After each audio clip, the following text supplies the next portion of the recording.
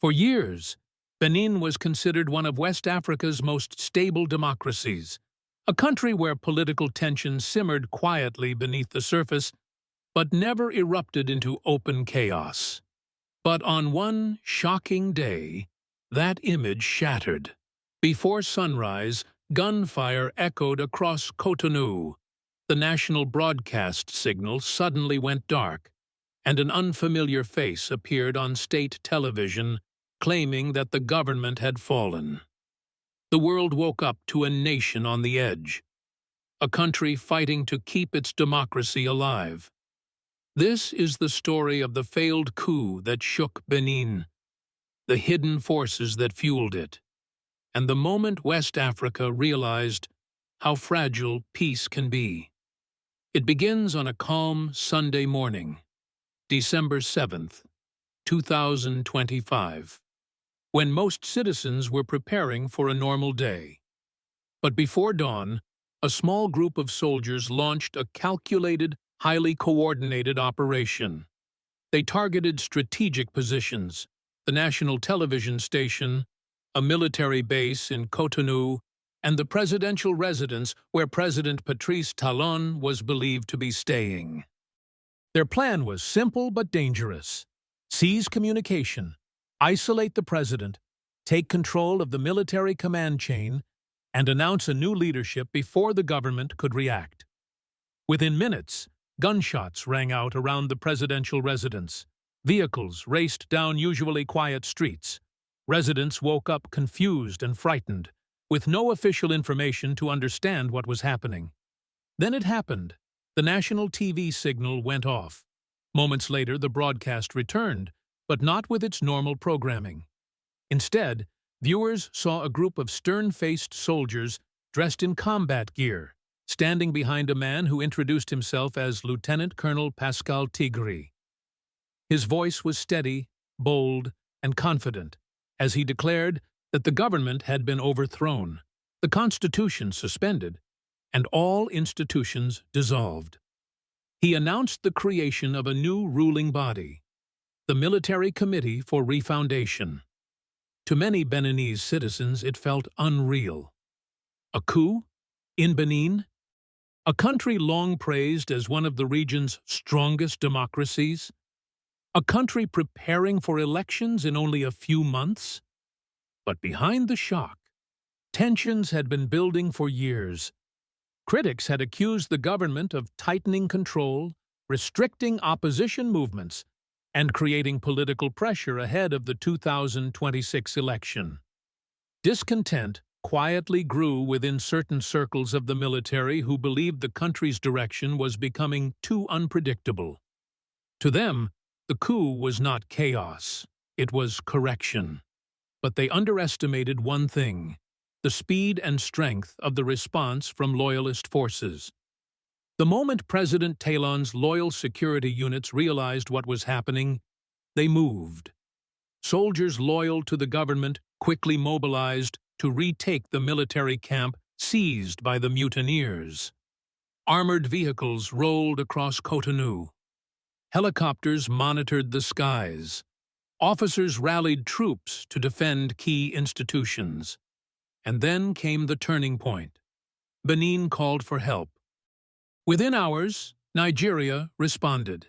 As a neighboring regional power and member of ECOWAS, Nigeria deployed military support, including soldiers and aircraft, to secure strategic sites and assist Benin's loyalist forces. Nigerian planes flew low over the capital. Combined units moved toward the television station. The message was clear: the coup would not be allowed to succeed. Back at the state TV building, the mutineers were losing control. Many of them were low-ranking soldiers who believed the operation would be over quickly, with overwhelming support. But that support never came.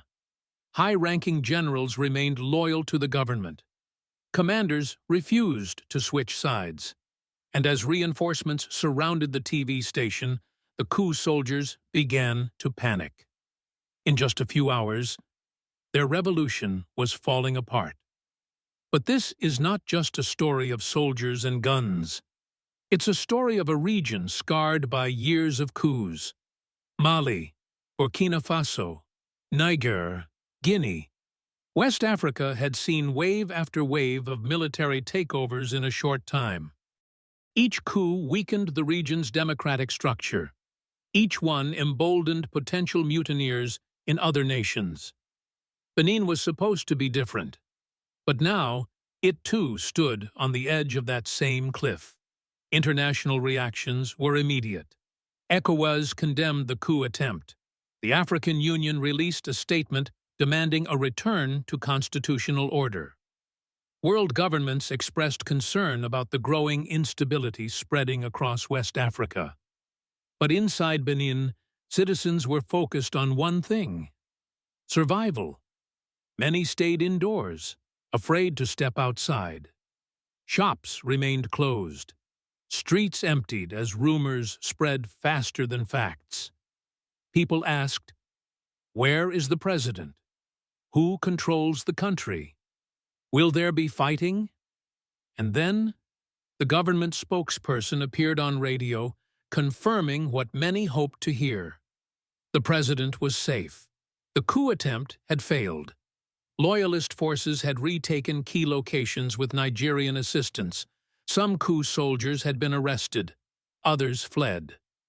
The crisis, at least for the moment, was over. But ending the coup on the battlefield was only the first battle. The government now had to maintain calm, rebuild trust, and investigate how a revolt could grow within the military without detection. Many questions emerged. How did the coup plotters coordinate? Who supported them? Did they have foreign backing? Were political groups involved? And why did it happen now, so close to the upcoming 2026 election? Analysts pointed to political tensions that had been rising for years. Opposition groups argued the political environment had become too restrictive. Human rights groups raised concerns about arrests and political pressure. Some citizens feared that a lack of political openness was creating deep frustration. These conditions, many said, created the perfect environment for a small group of soldiers to believe they could seize power. But there was another layer: regional influence. Across West Africa, coups had been occurring at a historic rate. Military leaders in neighboring countries had gained power and maintained it. Some mutineers may have believed that Benin would follow the same pattern. They miscalculated. Benin's institutions were stronger. Its international alliances were active, and its leadership responded quickly. Still, the coup attempt revealed vulnerabilities that many didn't know existed. It showed that even stable countries can be shaken overnight. It showed that regional instability can spill over borders. It showed that democracy requires more than elections.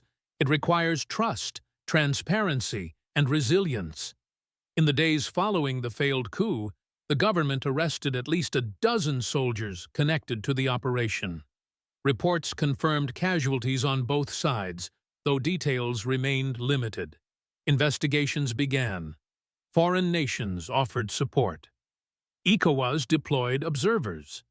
Benin returned to calm, but a different kind of calm. A calm with questions. A calm with tension under the surface. A calm shadowed by the realization that stability can vanish in a single morning.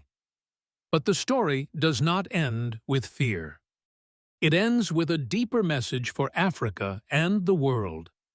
Benin's failed coup is a warning, but it is also a lesson that no country, no matter how stable, is immune to internal fractures. A lesson that democracy requires constant protection. A lesson that regional unity matters. A lesson that West Africa must address underlying political frustrations before soldiers try to solve them with force.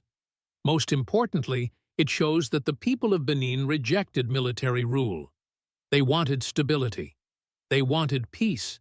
They wanted their voices to matter more than the ambitions of a few individuals. Today, Benin moves forward. The election approaches. The government strengthens security. Citizens continue their daily lives. But the memory remains. The memory of the morning when a small group of soldiers tried to change the country's destiny, and the nation refused. This is the story of the coup that failed. The night West Africa held its breath. The moment Benin confronted its greatest political test in years. And the reminder that freedom once earned must be defended every single day.